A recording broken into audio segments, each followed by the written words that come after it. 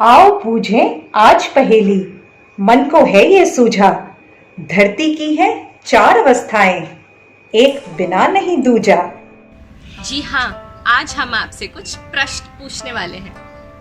हमेशा की तरह आज भी हम माइंडफुलनेस से अपने सत्र की शुरुआत करेंगे। एक आरामदायक स्थिति में बैठ जाइए और आप कोमलता से अपनी आंखें बंद कर लें। अगर आंखें बंद करने में परेशानी हो तो आप आंखें खुली रखें और नीचे की ओर देख लीजिए। अब एक लंबी गहरी सांस भरिए और अपना ध्यान आसपास की आवाजों की तरफ लेकर जाइए।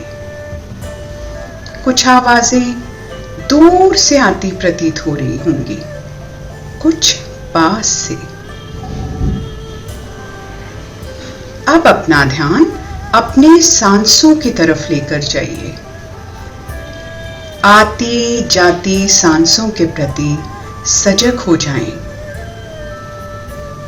अगर ध्यान भटके तो फिर से अपना ध्यान वापस इन आती जाती सांसों पर लाइए। अब अपना ध्यान अपने बैठने की स्थिति की ओर लेकर आइए और आप जब भी सहज महसूस करें एक लंबी गहरी सांस लें और अपनी आंखें खोल दीजिए। तो चलिए शुरू करते हैं अपने प्रश्नों का सिलसिला इस सजी धजी व्यवस्था के बारे में।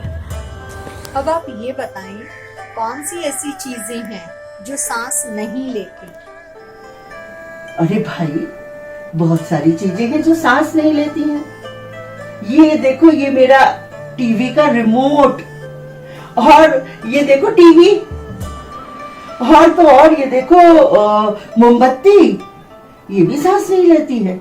और ये लकड़ी, और लकड़ी के ऊपर बैठा हुआ ये मेरा मोर। अब कुछ ऐसी चीजों के नाम बताओ जो सांस तो लेते हैं पर घूम फिर नहीं सकते और हमारी बातों का उन पर कोई प्रभाव नहीं पड़ता।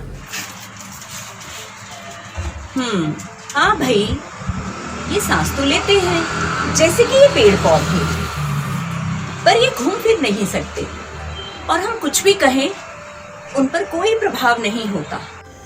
अब कुछ ऐसी वस्तुओं के नाम बताओ जो सांस लेते हैं, हमारे कहने का उन पर प्रभाव पड़ता है परंतु उनमें समझना समझाना नहीं। बड़ा ही कॉम्प्लिकेटेड क्वेश्चन है। अच्छा, जरा सोचने दो। वो तो पशु पक्षी और कीट पतंगे हैं जो सांस भी लेते हैं और एक जगह से दूसरी जगह भी पहुंच जाते हैं। जहाँ तक जीव जंतुओं के समझने की बात है, हम निश्चित तौर पे नहीं कह सकते कि उनमें समझना समझाना होता है। अब कुछ पालतू जानवरों को ही ले लो, जैसे तोता, मैना, बिल्ली, कुत्ता। हम इन्हें जब कुछ सिखाते हैं तो ये सिर्फ इंस्ट्रक्शंस ही तो फॉलो। नाम बताओ जो सांस लेते हैं, हमारे कहने का उन पर प्रभाव पड़ता है तथा वे समझ सकते हैं और समझा सकते हैं। इसमें तो बस हम और आप ही हैं और संसार के सारे लोग जो आपस में बातचीत करते हैं और उनका दूसरों पर प्रभाव भी पड़ता है। यदि कोई बात उन्हें समझाई जाए तो वे समझ भी पाते हैं और दूसरों को समझा भी पाते हैं। इसका मतलब तो ये हुआ कि हमारे चारों ओर धरती पर जो कुछ भी है उन्हें चार श्रेणियों या चार अवस्थाओं के रूप में पहचाना जा सकता है। और उनमें क्या क्या विशेषता है यह भी जाना जा सकता है। मुझे प्लीज एक बार फिर समझाओ ना, थोड़ा और क्लियर करो ना। तो बताइए नीरू जी, क्या है ये अवस्थाएं? तो चलिए पहले चार प्रकार की अवस्थाओं को समझ लेते हैं। पहले प्रकार की अवस्था जिसमें मिट्टी, लकड़ी, लोहा, ये सब चीज़ें आती हैं, ये हमारे पदार्थ अवस्था कहलाती है। दूसरे प्रकार की वस्तुएं जिसमें पेड़ पौधे, घास फूस, झाड़ियाँ आदि शामिल हैं, ये सब वनस्पति जगत की श्रेणी में आते हैं। तीसरे प्रकार की वस्तुएं जिसमें कीट पतंगे, पशु पक्षी इत्यादि आते हैं, ये सभी जंतु व्यवस्था कहलाते हैं। और चौथी अवस्था है मानव अवस्था, जो चल फिर सकते हैं, सांस ले सकते हैं और जिनमें निश्चित रूप से समझने और समझाने की प्रक्रिया भी होती है। 1, 2, 3, 4 इस तरह हम पूर्ण प्रकृति को 4 समूहों में बांट सकते हैं। चलिए चर्चा करके देखते हैं कि एक अवस्था अन्य अवस्थाओं के लिए कैसे उपयोगी है। तो इसी क्रम में कौन बताएगा कि पदार्थ अवस्था प्राण अवस्था यानी कि वनस्पति जगत के लिए कैसे उपयोगी है।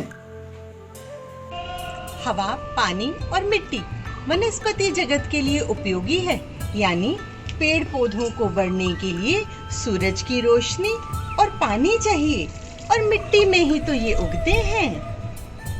जीव जगत के लिए पदार्थ जगत कैसे उपयोगी है।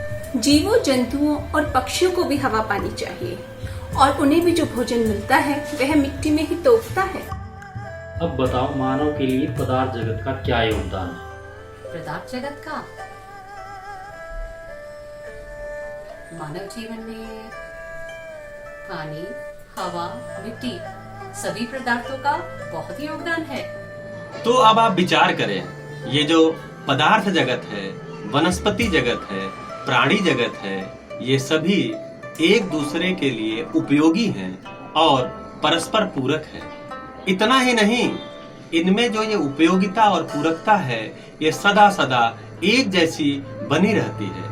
काश मनुष्य भी दूसरे मनुष्यों के साथ और शेष प्रकृति के साथ परस्पर पूरक हो जाए, उपयोगी हो जाए, ऐसी समझदारी उसमें आ जाए तो धरती तो पहले से सजी हुई है, ये और अच्छी सज जाएगी। आगे मिलेंगे इसी पर और बात करने के लिए अगले वीडियो में।